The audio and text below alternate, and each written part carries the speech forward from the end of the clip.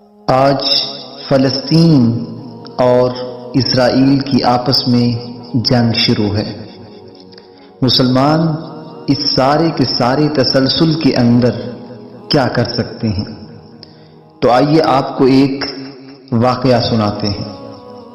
نبی کریم صلی اللہ علیہ وآلہ وسلم چند صحابہ کے ساتھ خیبر کا محاصرہ کرتے ہیں۔ خیبر کے قلعے بہت زیادہ مضبوط تھے۔ یہودیوں کے پاس اس میں کھانے پینے کا سامان کافی اور وافی مقدار میں موجود تھا۔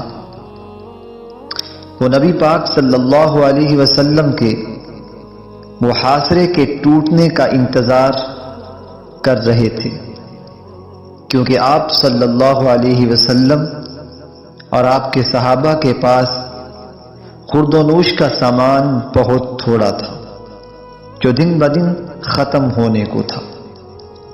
اور چونکہ خیبر کے تمام قلعے ایک ٹھوس اونچی جگہ پر موجود تھے، اگر آپ صلی اللہ علیہ وسلم وہاں تیر مارتے تو وہ واپس آ جاتا، پتھر پھینکتے تو ان تک نہیں پہنچتا تھا۔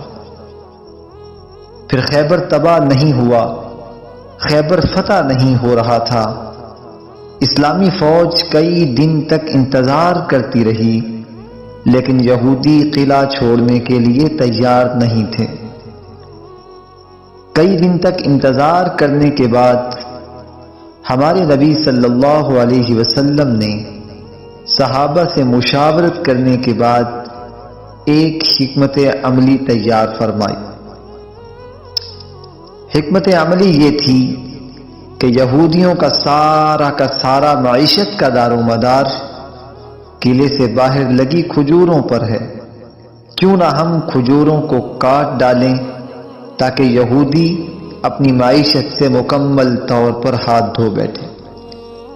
چنانچہ آپ صلی اللہ علیہ وسلم کے مشورے کے مطابق یہ طے ہوا کہ کھجور کے سارے درخت کاٹے جائیں گے۔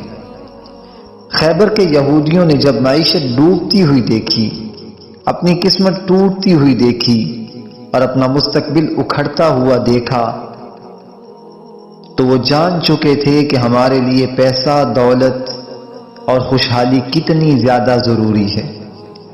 جیسے جیسے درخت کاٹے گئے، یہودی تباہ ہوتے گئے۔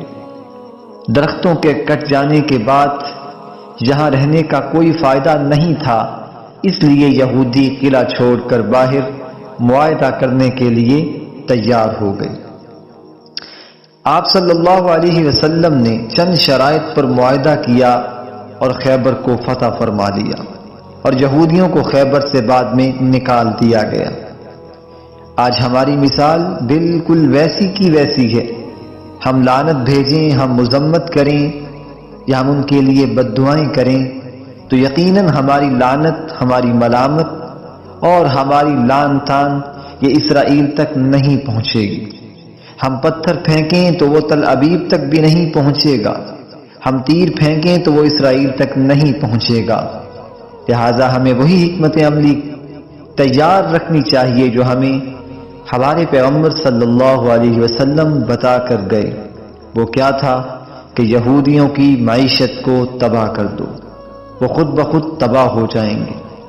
آئیے ایک ایک کلہاڑی اٹھائیے اور یہودیوں کے درخت کو ایک ایک کر کے کاٹ دیجیے۔ یہودی مصنوعات جو میرے اور آپ کے گھروں میں آتی ہیں، وہ ایک ایک درخت کی طرح ہے۔ ہر یہودی پروڈکٹ، ہر یہودی مصنوعات اس کا بائیکاٹ کریں اور اپنی ایمان کی کلہاڑی سے ان کے ان مصنوعات جو درختوں کی طرح ہیں کاٹتے جائیے۔ امید ہے کہ چند دنوں کے اندر یہ یہودی لابی دنیا سے نیست و نابود